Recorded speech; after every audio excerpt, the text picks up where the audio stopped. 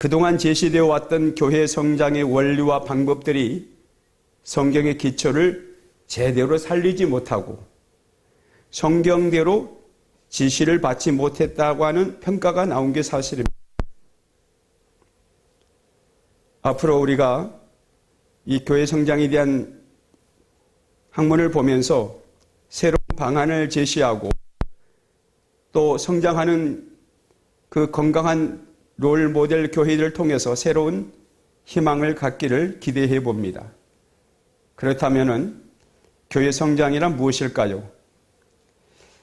교회 성장에서 가장 중요한 것은 목회자 자신과 성도들이 교회 성장이란 무엇인가에 대한 바른 인식, 바른 이해, 그래서 교회 성장 마인드로 무장하는 것, 이게 매우 중요하거든요. 교회 성장하기 위한 기초가 제대로 잡히지 아니하고 그 개념이 제대로 잡히지 않는 상태에서 교회 성장을 이야기한다고 하는 것은 그것은 좀 무의미합니다. 그렇다면 교회 성장이란 무엇일까요? 그건 모든 족속으로 제자를 삼으라고 하는 그 예수님의 명령의 효과적인 수행을 위해서 관련된 교회의 본질적 확장, 또 개척이 있지 않겠습니까? 개척이라든지 또 좀 더 정식시켜 나가는 것, 또 기능을 통해서 건강한 교회가 되도록 연구하는 학문 분야다라고 볼 수가 있습니다. 교회의 성장학은 교회 성장에 대한 하나님 말씀 속에 영원한 신학적 원리, 이 신학적 원리를 현대 사회과학이나 또 행동과학의 가장 좋은 원리에 통합하려고 하는 그런 노력하는 원칙이 필요로 하는 것입니다. 교회 성장을 단순히 양적으로, 숫자적으로만 늘린다고 생각한다면 이것은 깊이 생각해 볼 대목입니다. 양적 성장과 질적 성장, 이걸 동시에 추구해야 되는 것이 있는데 이게 이렇게 해야만이 건강한 교회로 성장할 수가 있습니다. 교회 성장의 궁극적인 목적은 하나님 나라 확장입니다. 이를 통해서 하나님의 영광을 드러내야 되는 것입니다. 교회 성장학의 성경적 근거를 우리가 찾아봐야 되겠죠. 교회 성장의 성경적 대전제는 이것이 하나님의 뜻이라는 겁니다. 성장, 하나님이 기뻐하신다는 것입니다. 그리고 모든 교회는 반드시 성장해야 된다고 하는 이 원칙이 있습니다. 교회 성장은 반드시 성경적 근거에 의해서 성장해야 된다는 거죠. 우리가 아는 말씀대로 마태복음 19절에서 20절에 주님의 명령을 받들어 가서 모든 민족을 제자로 삼고 아버지와 아들과 성령의 이름으로 세례를 베풀고 가르쳐 지키게 하고, 그래서 주님 말씀하시기를 내가 세상 끝날까지 항상 너희와 함께 하리라 하셨는데 이 말씀을 근거로 해서 우리가 나가서 복음을 증거하여 그 구원의 소식을 땅 끝까지 전파하는, 그야말로 이 일을 소신 있게 감당하는 이 일이 매우 중요합니다. 오늘날 많은 목회자들이 근심하는 걸 많이 봅니다. 어떻게 하면 교회를 성장시킬까? 이 교회 성장을 나름대로 연구하고 또 목회를 하면서 제가 느낀 것은, 목회자 자신이 모범적인 신앙인으로 삶의 윤리를 바로 갖고 나가야만이 교회 성장이 바로 된다고 하는 것을 찾아볼 수가 있었습니다. 오늘날 많은 목회자들이 때로는 하나님 앞에서 이렇게 윤리적으로나 도덕적으로 바로 서지 못하는 까닭에 오늘날 한국 교회와 기독교가 많은 그런 지적을 받고 있습니다. 그래서 우리 목회자들이 먼저 근신해야 되겠다라는 사실이죠.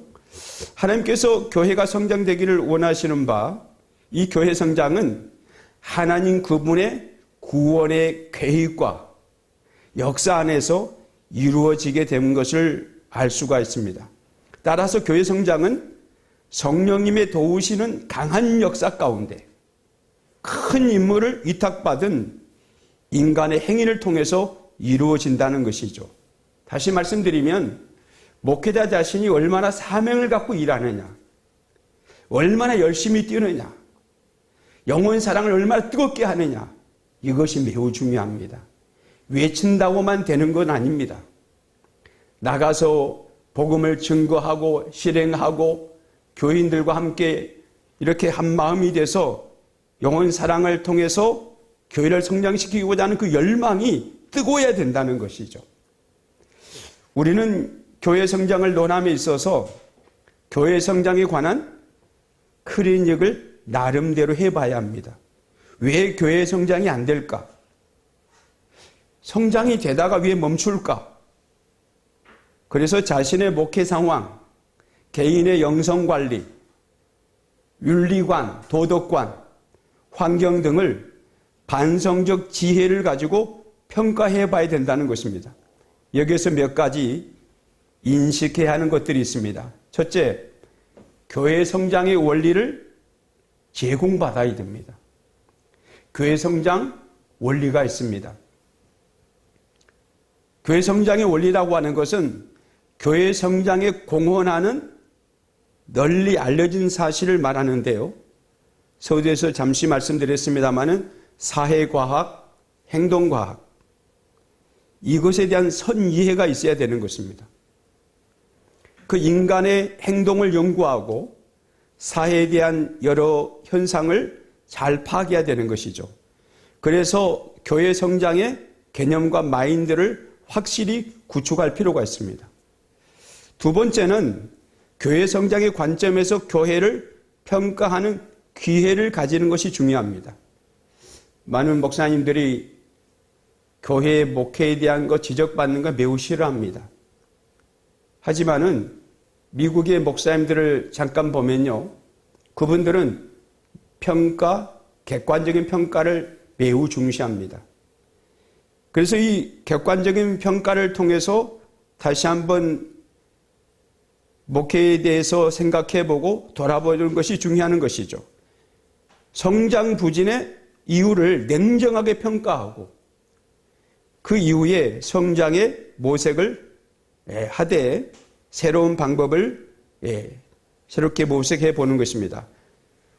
우리가 여기서 생각해 보는 것은 교회 성장을 위한 지침을 제공받아야 된다는 것입니다.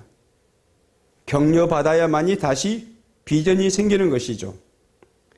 교회 성장 진단은 교회의 부족한 부분을 지적하는 것으로 끝나는 것이 아닙니다. 거기에 비전이 있습니다. 또한 치료가 필요합니다. 위로가 필요합니다. 용기와 결단을 갖는 것이 필요합니다. 그리고 교회 성장을 위한 구체적인 목표를 설정해야 되는 것이죠.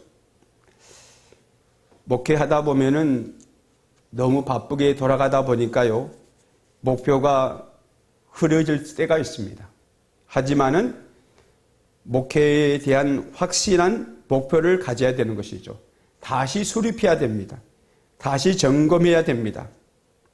교회 성장을 논할 때는 유의할 점이 있습니다. 그건 뭐냐면은 사람이 가장 중요하다는 것입니다. 영혼의 가치, 그 의미를 되새겨 봐야 되는 것입니다. 한 영혼이 천하보다도 귀하다고 하신 주님의 말씀을 되새길 필요가 있습니다. 여기에는 목회자 한 사람이 바른 영성관을 가지고 목회할 때 다른 한 성도 내지는 또한 교회 공동체 사람들을 바르게 이끌어낼 수가 있기 때문에 그걸 통해서 내적, 외적 성장을 가져올 수가 있습니다.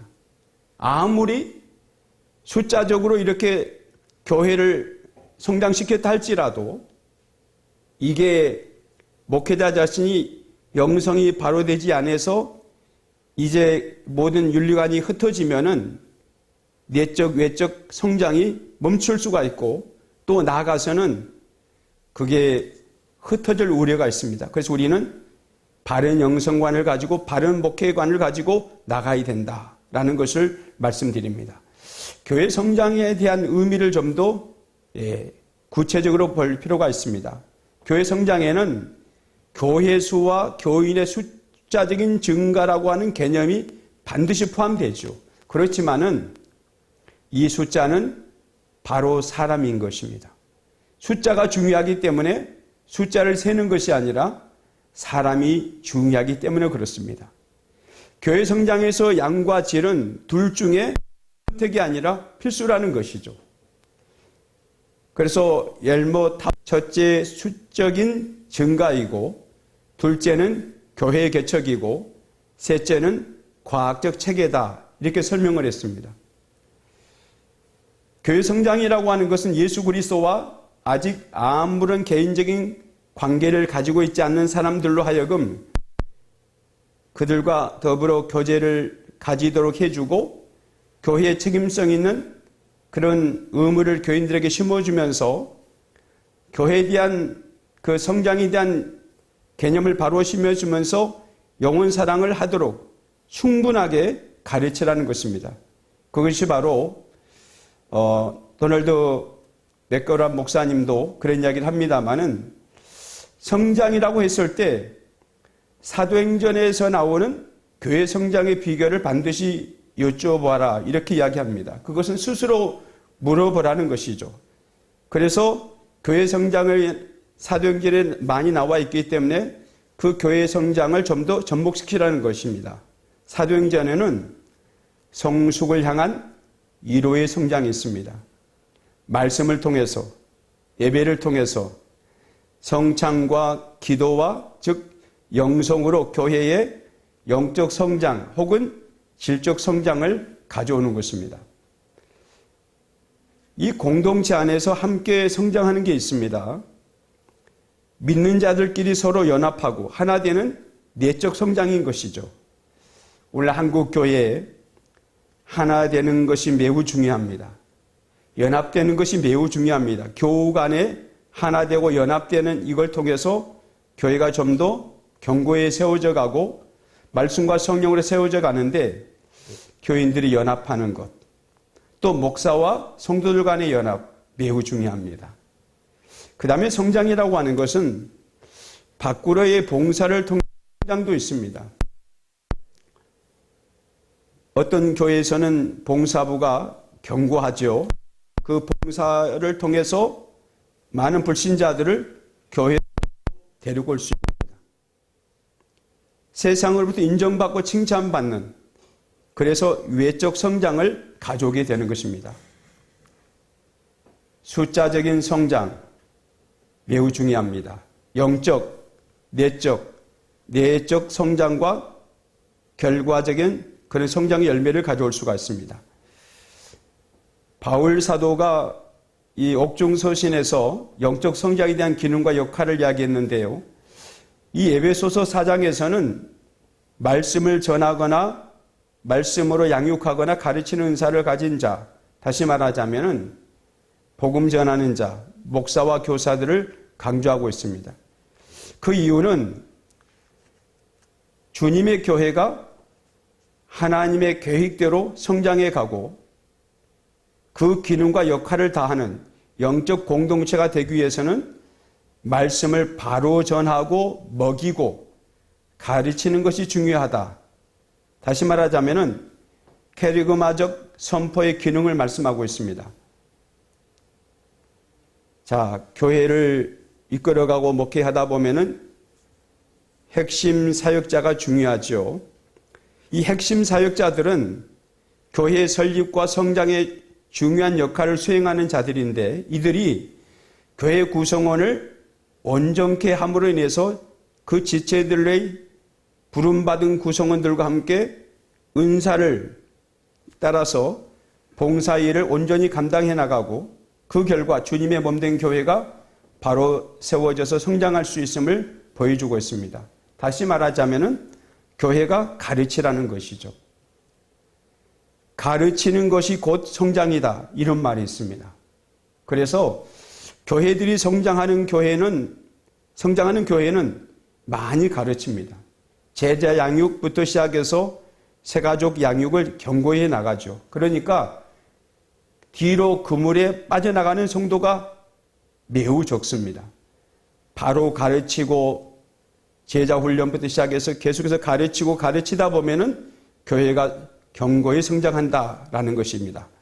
무엇보다도 이 에베소서 4장은 교회 영적 지도자들은 교회 모든 구성원들이 한 사람도 외에 없이 사역의 부르심을 받았다라고 하는 사실이죠. 이러한 봉사의 사역을 수행해 나갈 수 있는 교회 성장에 관한 하나님의 말씀 속에 영원한 이 말씀드린 대로 신학적 원리, 이것을 분명히 접목시켜야 됩니다. 교회 성장, 우리 다시 한번 깊이 헤아려 봤으면 좋겠습니다. 자, 그렇다면은 우리가 은사를 주님께로부터 받았는데요. 이 은사를 우리가 쓰임받아야 되지 않겠습니까? 어떤 사람들은 그 은사를 그냥 썩히는 사람이 있습니다. 마치 한 달란트 받은 사람처럼 그냥 묻어두는 사람이 있습니다. 하지만은 2달란트, 5달란트 받은 사람들처럼 열심히, 그런 종들처럼 열심히 일해야 됩니다. 그들은 그 사명을 받은 대로 바로 가서 일했습니다.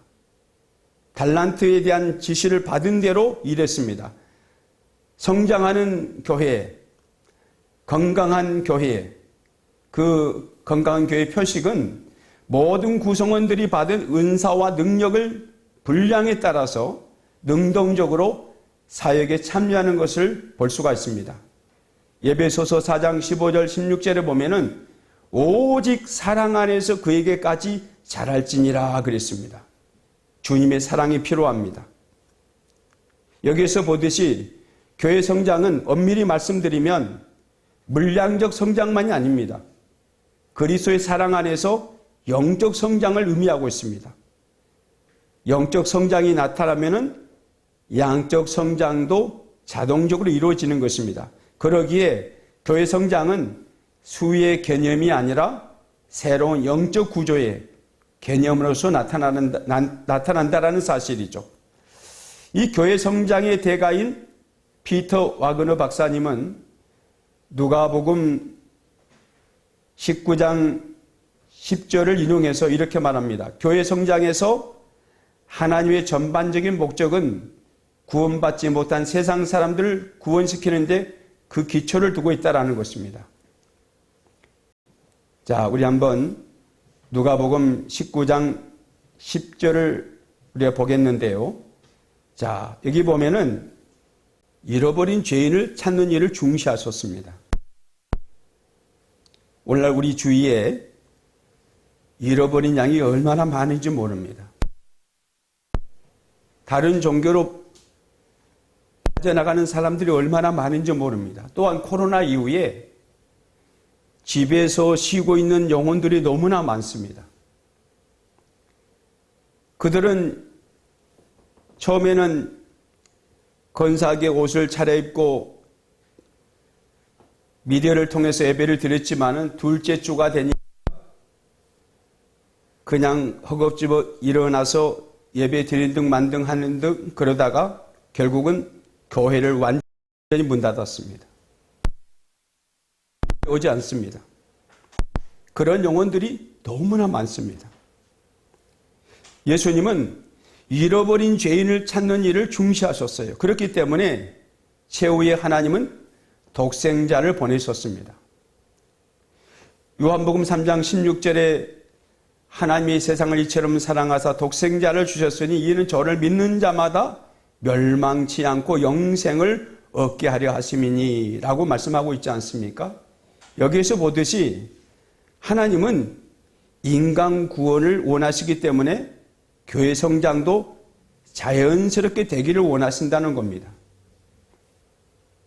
하나님은 잃어버린 자들을 찾으시고 주님의 교회는 구원받은 거룩한 무리들의 모임이기 때문에 하나님은 교회 성장을 통해서 구원사를 진행시켜 가신다는 것입니다. 그래서 분명 가야 됩니다. 가라, 제자 삼으라, 가르쳐 지켜라 하셨지 않습니까?